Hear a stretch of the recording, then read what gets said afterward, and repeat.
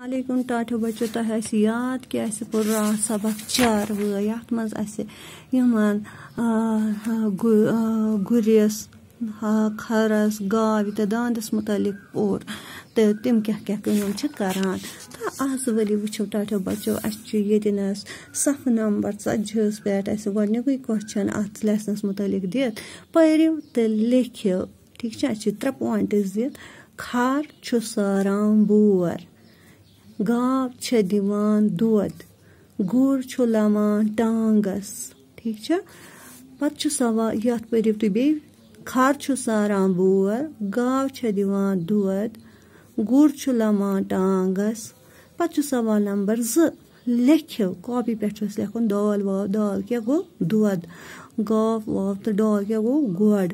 दाल वाव गाव गो दुग थ वाव थ क्या गो थोत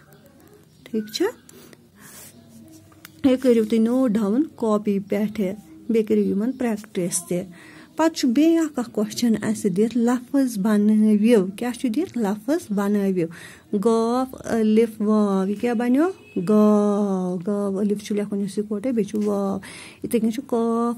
कैफ अलिफ वाव कैफ कैफ अलिफ क्या गो का ये लिखो तो का तो वाव क्या गो काव इथे नून अलिफ वाव गोश लिखुन नून अलिफ ना बे वाव गो नाव वाव अलिफ वाव